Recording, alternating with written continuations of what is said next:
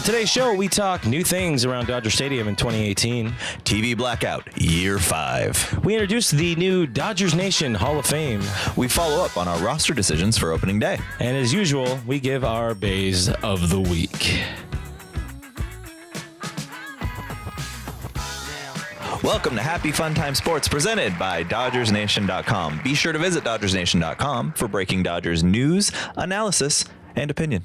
I'm Kevin. And I'm FRG. And yes, we're in a different studio today. We are. Because it's opening day for us. And, you know, we couldn't make it to our usual studio. Nope. We are hammered right now. So anyways, before we get started, you say Hammergram? We are hammered right now. Hammergram. It's a new website we're coming up with.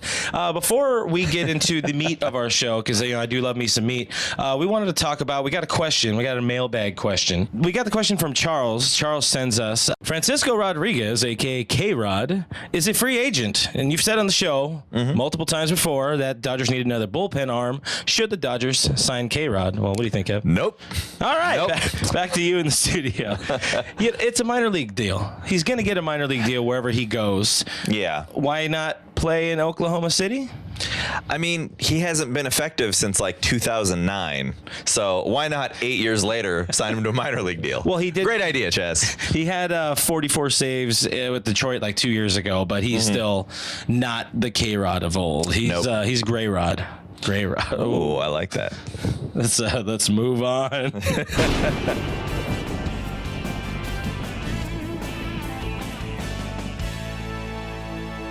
Yes, it's Lightning Round, where we bring you news and highlights from the week of March 30th. Before we get into opening day, there's a couple of quick notes that we want to go over. The first one is, as we all know and we all love, parking prices are on the rise again. Thank you, Frank McCourt.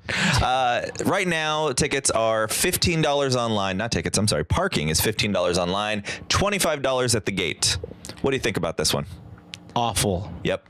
Awful. Frank McCourt, burn in hell. Also, this year, they've had it for the last couple of years, but they're really trying to promote it this year. Stadium Wi-Fi is now going to be a better thing. It's going to be allegedly a breeze, as they say. I'm excited. I guess it's like a 4-step process, as a picture we have up on the screen. So if you couldn't figure out how to set up Wi-Fi before, Grandma, we're here to help. We're here to help. Call me.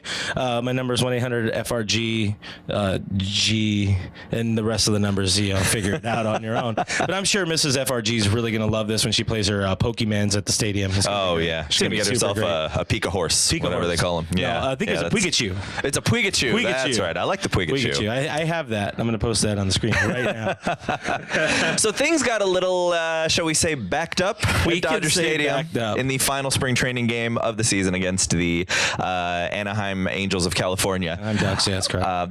That's right. Yeah. Our guess is that they were just preparing for the feces that was coming into town by way of San Francisco for the opening series. Give your visiting team a welcome feeling. Absolutely. That's what they're used to. They're used to that smell. And why not, make them feel welcome. So welcome, Giants. Welcome. Smells just like home.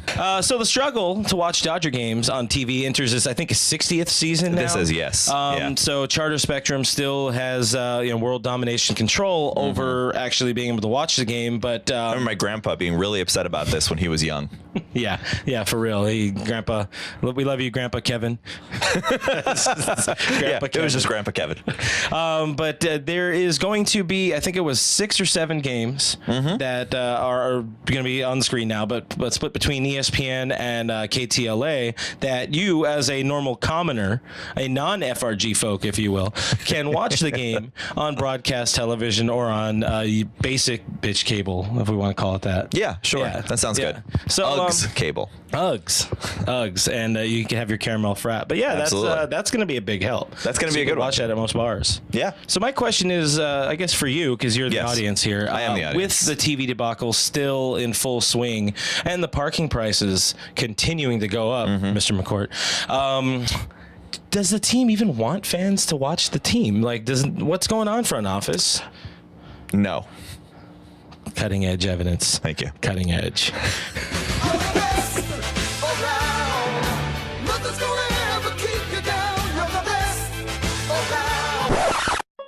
Now it's time for Dodgers Nation Hall of Fame. We take great questionable comments and tweets from the Dodgers Nation feed, and this is both Facebook and Twitter. So first we have a wonderful set of predictions ranging, they kind of are all over the place. So number one, we see Matt Kemp, NL MVP. All right. I can dig it. Okay. Definitely my favorite of the three. MLB brings this award back, the Rolex relief, which I don't think is gone, honestly, but we'll have to look into it. But our I think good it's friend, the Pepto-Bismol relief award. yeah, it could. I think it is now. The Pedro Baez winning, I could see that. I could totally see that. I can't. Also, pigs will be flying. And the most realistic, of course, being they won't make the playoffs. I like that guy. That's super positive, as we know. All right, well, next we have a set of very positive fans that truly believe in positivity and positive thinking. These fans actually win the Kevin Award for happiness and positivity. Just a lot of really, really happy, positive people. I love all of you. I'm with them, I think, on this. I can definitely see you being that way. Yeah. So we have this one's one of my favorite. We have definitely a bold roster prediction. Absolutely. So when the question was posed, who's going to take over at third base for Justin Turner, this guy just said Manny Machado. Yeah, Yep. Manny Machado will be the Dodgers' third baseman for the season. No trade proposal. He's just floating around right now. Yeah, we just have him now. Tommy here is absolutely president of the Clayton Kershaw fan club. Definitely a man after my own heart. Tommy Alvarado, I'm a big fan of you. So Kevin, I'd like to play a quick game called, I'm going to call this insult or compliment. One of my favorites. And here we see a comment from last week's episode of ours. And now this is what I want to know. Was this guy directly calling me terrible? Okay. Or is he saying that you have the perfect face for radio? I'm going to say both. Because I think both of those are true. I think you're terrible and I have a wonderful radio I feel face. so motivated. You guys let us know in the comments below. We'd really like to know. Let's go. Batter up. We're taking the afternoon off. It's a beautiful Yes, opening day is here. The pomp and circumstance of making the opening day roster is something that gets overblown every season. Every year. Every season. It just happens. It literally does not matter. You look at Chris Taylor did not make the opening day roster last year. And he did nothing. And yeah, he was Useless. middling player at best. Funny enough, 2 of the 8 pitchers who made it, like there was only 2 on the opening day roster for this season, for 2018. Only 2 that were on it from last season, which are Ross Stripling and Kenley Jansen. So again, doesn't mean a whole lot. Yeah, really means doesn't. Very, very little. So we made our picks a couple weeks ago. Yes, Maybe it was a week ago. Last week. How far off were we with our picks? Let's see who made it. Slightly. Only slightly. Well, tell us. Well, Thompson was DFA'd, which was kind of which was kind of a surprise. I think I was A little bit. I was expecting him to be traded. I think there's a lot of talent there, so I was surprised that there wasn't anybody that was interested. Also, like I said, the Warriors didn't pick him up like I expected. They needed them to. another forward for sure. They do. No, with Thompson, I think he's really had the problem of there's so many free agents, outfielders still on the market. You know, you have Andre Ethier, you have Jason Worth. Both of them still want to desperately play and probably will play for penny cheap money. I could probably even sign them on Netflix and chill every. It's not a bad idea. I don't have that kind of. I do not have that kind of green. I don't even have enough green to post today's episode. But if you want to contribute, patreon.com/HFTS. Nicely done. Nicely done. Thank you. What? Well, anyway, I'm really. So he's still on he was DFA'd, so he's put on waivers. There is a very strong chance with that glut of free agent outfielding still available. Yes. I do the best words. That he could slip through and he could make his way to AAA, which would be huge because you would have, we'll get more into who else is in AAA next, but he would slip through. My only concern is, I have a feeling that San Francisco could make a claim on him within the 10-day window. Yeah. And of course, it's after 10 days when you're designated for assignment or a DFA, if you don't know what that means. However, I feel like he's too young for San Francisco. No, yeah, for real. For real. He is way too young. Yeah. But with the DFA thing, after 10 days, you have the club has a chance of, sending him to the minors with the player's consent and or releasing him or trading him or whatever. So you have 10 days to make all that happen. Yeah, way too young of a player. Agreed. Way too young of a player. 5 more years, they'll sign him. And of course, Andrew Tolles was optioned. Now, I was upset about this because I felt that he earned the spot over Jock Peterson. Yeah, and I know we're gonna piss off some people over at our favorite podcast, which is the Real Housewives of Chavez Ravine. Oh, they are big time pedo fans. They are. They're big pedo bears. Pedo bears. We'll call them pedo bears, Pedo and bears. we love them, and they're hilarious. Amanda, We Natasha, love you, ladies. you guys can use that free of charge, copyright free since '93. I like that. You were born well before that, right? I was born well before that, but it just rhymes. Since '85 doesn't have the same. Yes. Or '73. You guys pick in the comments below. How old am I? What I heard about the Tolles thing, though, with the Tolles move, was that psychologically he's better equipped to handle it than Jock Peterson. And that makes sense. But what do you think about that? Because does that mean that maybe Jock isn't the right fit if he can't psychologically handle a demotion? I think with Jock, one, as Doc Roberts said, he's been there. He's been through the trials much more than Tolles has. I mean, Tolles has played all of 3 months in the big leagues. Yeah, and he played at a pretty significant level. Absolutely. But you look at Tolles' spring, he had the same power. Even last year in his 1 month before his knee injury, he had 1 month. He had 5 home runs, but he doesn't get on base at an elite clip. Not to say that Jock necessarily can, but Jock is a little bit probably better prepared to sit on the bench and be the lefty off the bench and the platoon partner for Matthew Kemp.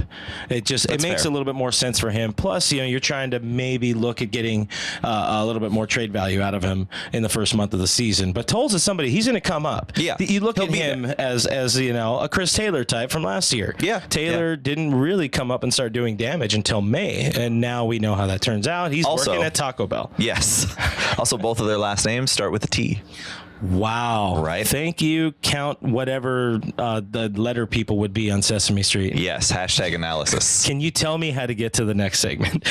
Wilmer Font made the roster. I'm actually really happy about this one. Yeah. I've been a Wilmer Font fan for about 2 years now. I think he's a you very and his solid pitcher. mom, I think you guys spearhead the Here's the cookie thing. bake We have our every knitting month. club that we meet it's a every knitting week. club now. My bad. Yes. My bad. And myself I'm and out of the Mrs. loop. Font, myself and Mrs. Font are very close friends, and we're both big fans of her son. Ms. Font, if you're nasty. Now, see, I stopped getting those invites because I didn't go because I'm like, who is Wilmer Font?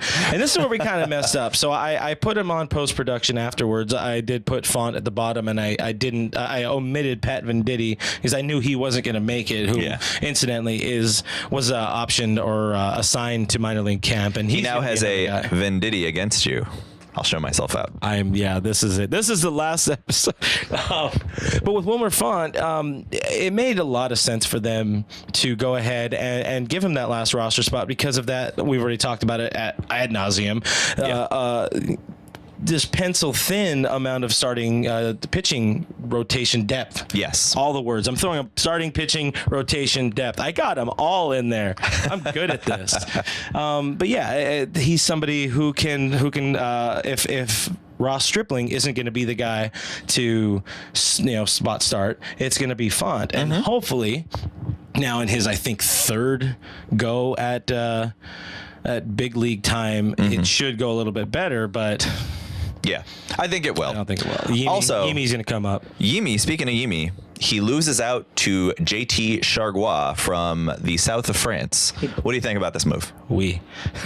No, I like it. It's the right call. You know what? I've been a fan of Jimmy Garcia for quite some time, but I think I was looking at him with rose-tinted goggles that I don't wear. Gagne's rose-tinted goggles from back in the day.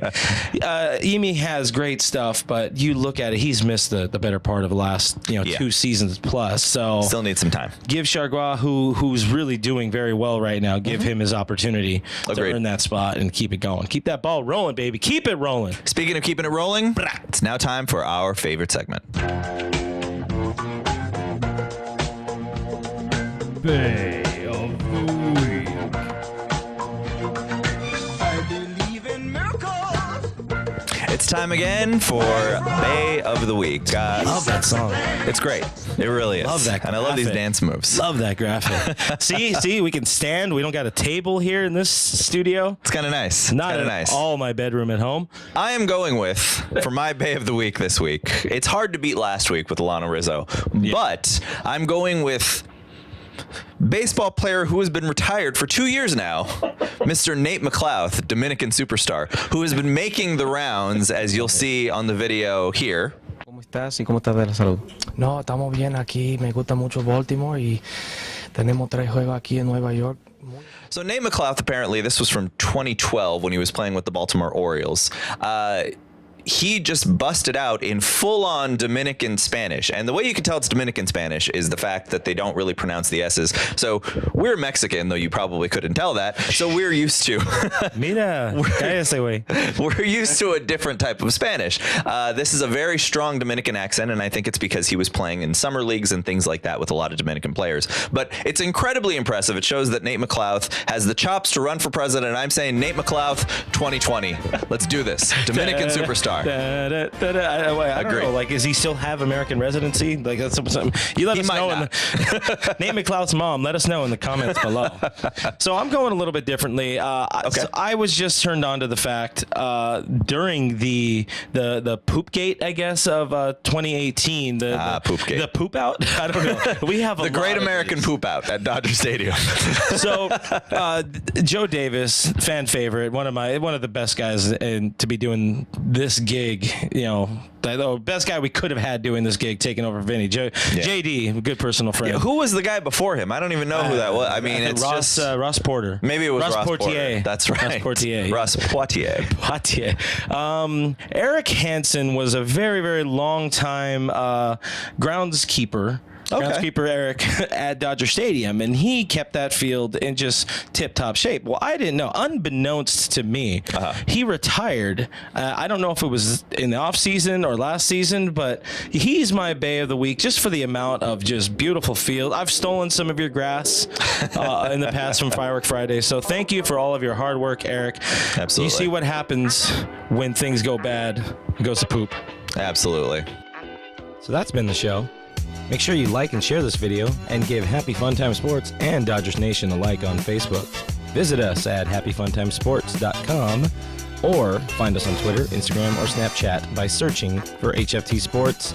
Send us your questions through any of those social media outlets mentioned or write in the comments below. It's just that easy. If you're ever interested in being a sponsor, email us at happyfuntimesports@gmail.com. Be sure to visit DodgersNation.com for breaking Dodgers news, analysis, and opinion. We'll see you next week. Go Blue.